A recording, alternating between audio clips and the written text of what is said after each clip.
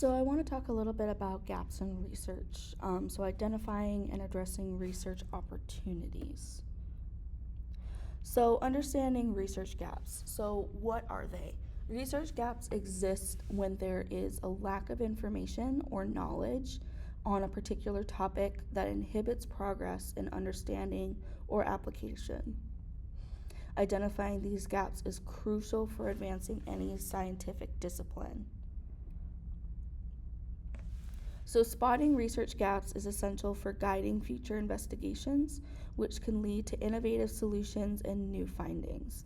Acknowledgement of these gaps encourages researchers to contribute to knowledge expansion and academic dialogue. So, what does this look like?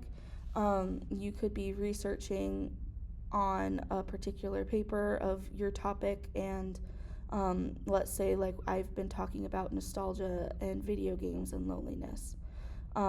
There's nothing specifically written on all three of those topics, which means that there is a gap in research connecting those three. So what I want to do as a researcher to connect those gaps is find evidence from those three topics and connect them together. So, several fields such as mental health, climate change, and emerging technologies often exhibit significant research gaps. These areas may lack comprehensive studies due to various barriers, including funding and prioritization. So, examples of notable gaps in various fields. So, in healthcare, the understanding of rare diseases remains limited, while in education, the impact of digital tools is under-researched. Such examples illustrate the need for targeted studies to fill these voids. Neglecting identified research gaps can lead to misguided policies, ineffective practices, and stagnation in scientific progress. It's crucial for policymakers and researchers to address these gaps to foster growth. So, contributions to the field. So, literature review and gap identification. So, a comprehensive literature review establishes the foundation for identifying gaps in existing research. It reveals overlooked questions and areas needing further exploration, guiding researchers to focus on critical issues that can advance the field. Now, literature review is something out of our scope for this course, so I don't want you to worry about that right now. You are more than welcome to research what it is. You are not expected to write one, but it's essentially a section of a research paper that talks about every source that could possibly be written on the particular topic that you're discussing. This is where you point out, let's say Jane Smith wrote about nostalgia, John B. decided to write about video games, and Sarah C. wrote about loneliness. None of them have connected any of them, but I'm going to talk about all three in this one section and say their ideas from Jane and from John work together because of what Sarah has said in her research. So it's again that discourse community. You're having a discussion with these sources. So innovative methodologies and technologies foster effective solutions for bridging research gaps. By embracing advancements such as AI and data analytics, researchers can generate new insights and enhance the relevancy of their work. So again, this is something like the databases as AI is being integrated more into databases along with stricter data analytics. We're able to connect and find more gaps as researchers quicker. So this innovation of technology is a good thing and can be helpful in future research. Collaboration with stakeholders such as industry professionals, policymakers, and community members enhances research quality and applicability.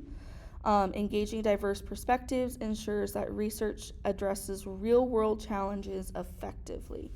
So, stakeholders, again, being industry professionals, they could be professors, scientists, researchers, policymakers, lawmakers, or community members that are experts in the field, having conversation and collaboration with their works, even if you wanted to do a first person interview with them. That is something that's also a primary source that you can include in research papers. If that is something you're interested in, please reach out to me and I can help you find a way to do that. It's not easy, but it is something that's doable if you would want to do something like that for your paper. Interdisciplinary research is something that can be really important. It combines knowledge from various fields, leading to innovative solutions for complex problems. By integrating diverse methodologies, researchers can address gaps more comprehensively and effectively. So again, like I've been talking about, that nostalgia, video games, and loneliness, those are three separate topics from different disciplines. Nostalgia and loneliness being under a psychology umbrella, but one of them being more of a social, the other one being more memory. And then looking at video games is a whole other subset. That's a technology, an entertainment technology, a media that isn't necessarily falling under the psychology umbrella. So this is what is known as interdisciplinary, because you're taking multiple disciplines and bringing them together. So effectively bridging research gaps paves the way for future studies and advances knowledge in the field. This approach not only enriches the existing literature, but also informs better practices and policies moving forward. So a few strategies. Developing targeted research questions, so clear and precise research questions, targeting specific gaps, guiding the study's focus and methodology. Formulating these questions involves identifying underlying issues and contextualizing them within existing literature. Incorporating innovative methodologies such as mixed methods or longitudinal studies enhances the depth of research. Advanced analytics and technology can uncover patterns and insights previously overlooked. So this is something that we don't worry about in this class. If you were to go on to be a researcher, if you were to go on to a 4-year degree or advanced degree in graduate school, securing funding for addressing research gaps is something that you would worry about. Obviously not for this class. This is just a simple research argument paper. So don't need to worry about that. And then we talked about engaging with community stakeholders. So again, this is they provide contextual insights and foster relevance. So engaging these groups enhances trust and ensures that research aligns with real world needs. So implementing ongoing monitoring and feedback loops allows researchers to adapt methodologies in real time. So this approach strengthens research validity and relevance by ensuring responsiveness to emerging issues.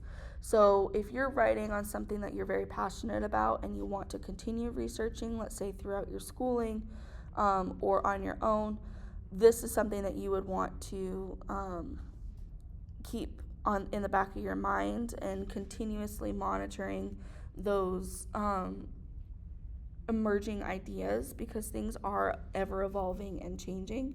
So what might be true for you right now in this course may not be true in the next 5 to 10 years. So keeping up on those ideas is really important to progression in research.